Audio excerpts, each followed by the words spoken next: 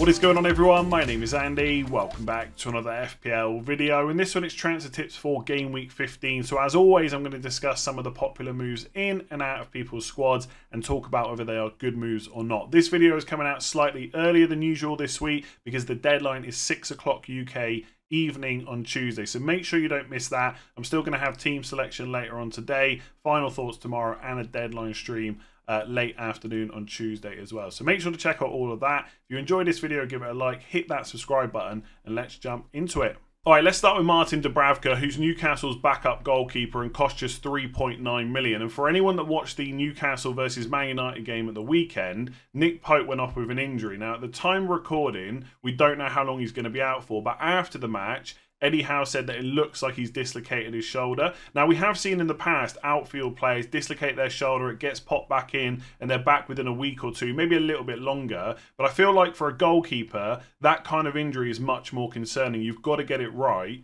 before they return to the squad. And Nick Pope has had injuries like that in the past, and he's been out for months. So Dubravka at 3.9 million is a goalkeeper I'm much more interested in than I was with Kelleher, that looked a little bit more short-term. Even if Nick Pope was only out for a couple of months, because of all the extra fixtures in December, let's say he's out until February, you've got, what is it, February the 3rd is Luton at home, that's game week 23.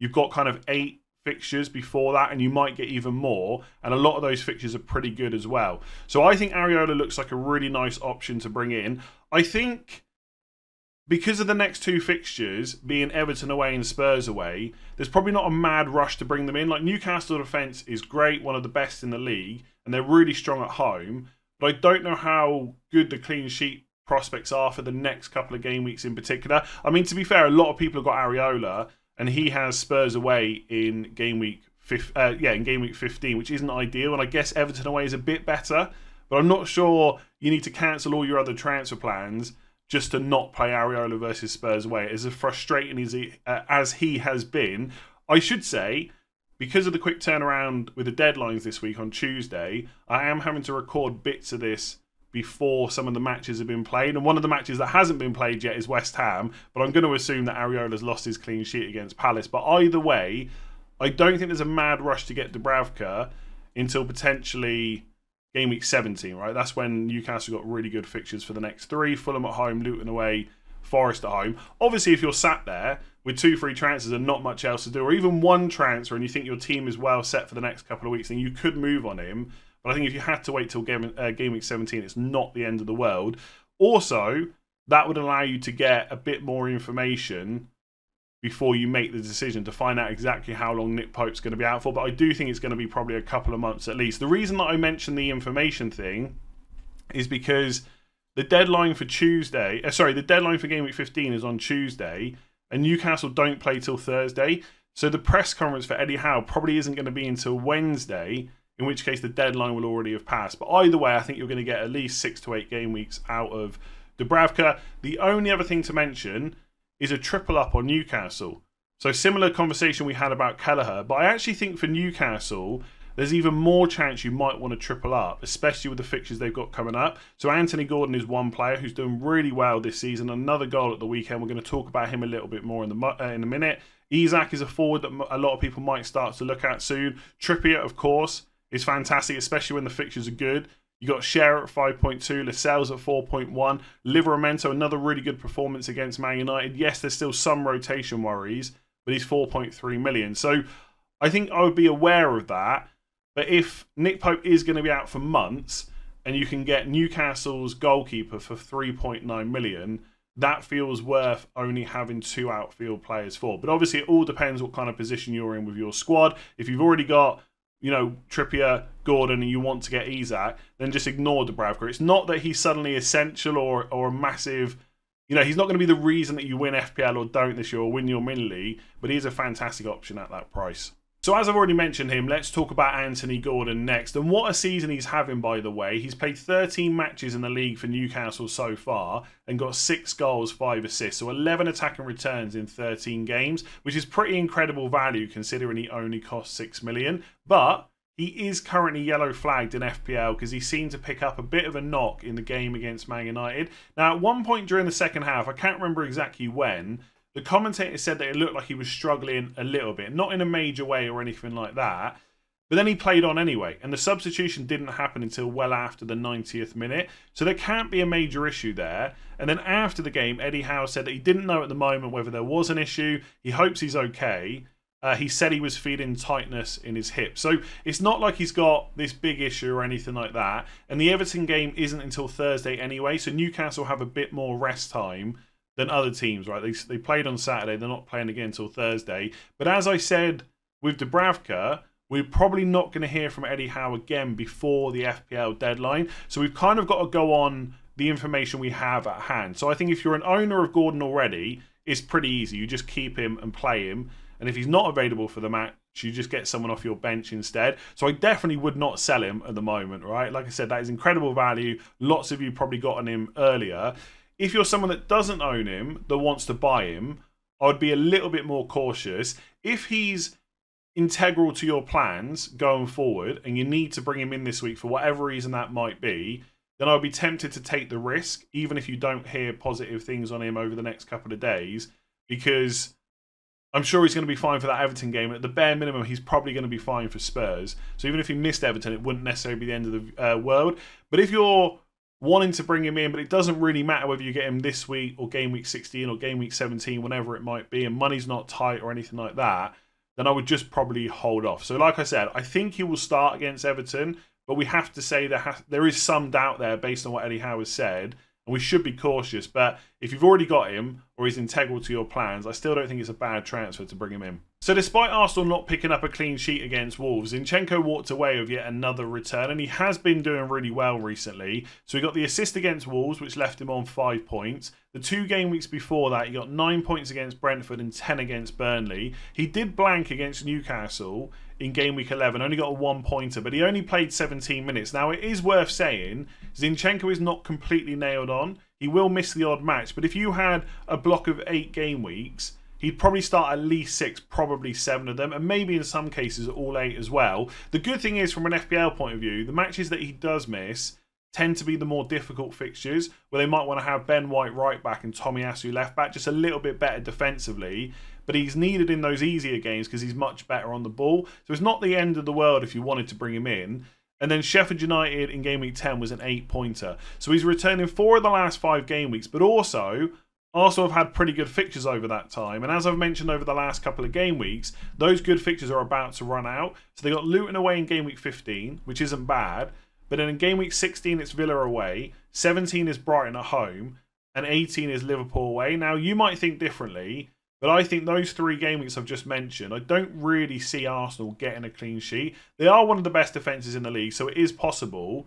But I'm just not sure it's the right time to bring an Arsenal defender in. If, like me, you've already got them, depending on what other defenders you have, what other fires you have to put out transfer-wise, you might play them against Villa or against Brighton because you need to. But I'm just not sure I would look to bring one in this week in particular. From 19 onwards, they look good again, but that little block between 16 and 18 isn't great. It's also worth saying that Luton game is on Tuesday, so it is a quick turnaround for Arsenal, Saturday to Tuesday. Tomiyasu did pick up a knock in the game against Wolves, so it might just be that Ben White plays right back and Zinchenko plays left back, which is probably the most likely thing to happen anyway.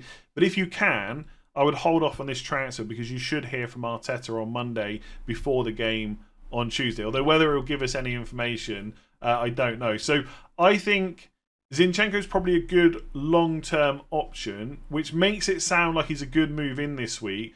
But I think you should be looking probably game week 19 onwards at this point. Again, if you think he is the best defender to bring in and you can deal with 16 to 18, or you think Arsenal will be okay in those game weeks, then fine, bring him in and play him. That's absolutely your choice. But I just don't know if it's the right time to get them. If you're looking for other players in and around that price, maybe Fabian Schär, really good fixtures coming up. I guess Spurs away in 16 is not great, but outside of that, pretty decent. Newcastle, great defence. He's very attacking as well. Pedro Porro too, although again, I am recording this before I see the Man City and Spurs game, but unless anything major happens, it should be fine.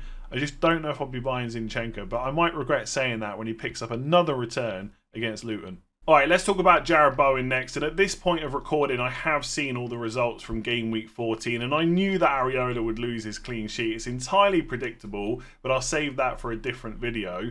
In terms of Jarrod Bowen, he was back in the starting 11, and I think whether you sold him or kept him for game week 14, it was probably an okay outcome. If you got rid of him, even if you didn't really want to, at least he didn't return. And if you kept him, okay, you didn't get any points, but you're a transfer up and you've got him for this December period as well. And I do think he's someone worth holding on to. So if you're thinking about selling him, which over 50,000 FPL managers have already done ahead of game week 15, I think he's a pretty easy hold. Like if you haven't got someone like Mbeumo, maybe you could still make that move. But obviously you've lost one of the good fixtures for Brentford now. He's only got 3 more before he blanks in game week 18.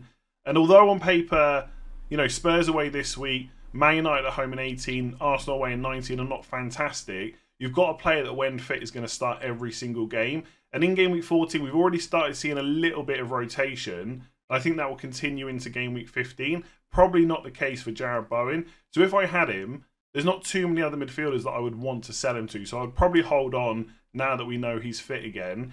If you're thinking about buying him, I still think that's perfectly reasonable. And although Spurs did ship more goals to Man City, they will have Romero back. I don't think there's a rush to bring him in for that fixture. Again, if it's part of your overall transfer plans where you need to bring him in this week, fair enough. But I think I would give him that game and then maybe look at it from game week 16 onwards. But it's good that he's back. It's another midfielder to add to people's plans. If you've got him, I'd hold. If you're thinking about buying him, I think you could put it off until game week 16. So if you own Cole Palmer for game week 14, it's a little bit frustrating that he was benched against Brighton at home, which is such a good fixture for an attacker. But the good news is it doesn't seem like that was a tactical decision. Pochettino confirmed that he had a little bit of an injury and they benched him as a precaution. And it can't have been that bad because he came on in the second half. Unfortunately, he came on about a minute after Chelsea won a penalty. He almost had his 5th of the season. But either way, it's a good sign that he got minutes against Brighton and then should be good moving forward. So I would still assume that he's part of the first 11 for Chelsea, like Chelsea's best 11, and should get decent minutes over the next 5 to 6 game weeks. We should be aware that there's not many players in the Premier League that are going to be completely immune from being rested and rotated over December because of the fixture congestion. But I don't think Cole Palmer's going to start missing every other game. He might be rested for like 1 in 3, kind of worst case scenario, but probably more like 1 in 4, 1 in 5 or something like that. Obviously, once Nkunku is finally back, that does add another attacker to the mix, but he wasn't in the squad again in game week 14. So I don't think he's going to be back until game week 17 or 18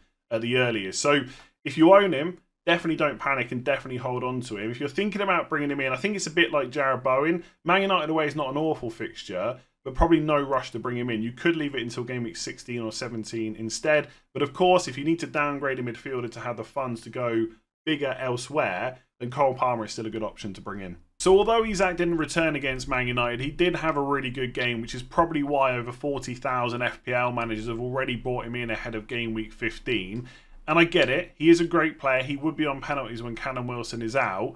And it makes a lot of sense with the fixtures that Newcastle have got coming up. The only thing I'd be slightly cautious about is Callum Wilson. Now, a week or two ago, the rumours going around were that he could be out for 4 to 6 weeks, which would obviously make Isak's minutes very good when he was fit and available. But this tweet came out on Sunday from an account called The Little Mans on Twitter. Now, this person has had pretty good Newcastle information before, and this is what they said. Not heard anything on Longstaff, but Wilson is back in training this week. He said he could have started yesterday, so that is against Man United, in an emergency, but is around 1 week away from being fit in reality, and then goes on to say, I wonder if he could be given the Everton game to give Isak a much-needed rest for Spurs. Now, I'm not sure how much I would put into that in terms of what's going to happen in game weeks 15 or 16. I'd obviously rather hear it from Eddie Howe about whether or not Wilson is fit and back in training.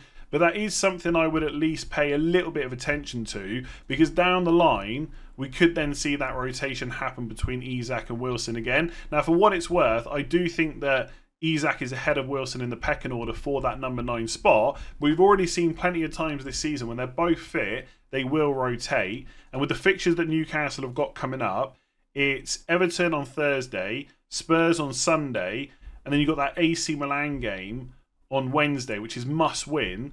And if they're going to play their best 11, you would assume that Isak will play that match. So if he does, will he miss the Spurs game before it, or possibly the Fulham game after it? So it could be a case that Isak plays Everton, maybe plays Spurs and AC Milan, depending on what Wilson's fitness is looking like.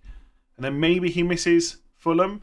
They have got a Carabao Cup quarter-final after that. So potentially Wilson will play that and Isak will play the league games. But already, even having to factor this in is a little bit, or it could become a little bit annoying trying to judge which one of those two players will play in each Premier League match. So I don't want to put anyone off bringing him in, because it might be that Wilson has a setback or he's not ready and Isak will play the majority of the next 4 to 5 game weeks.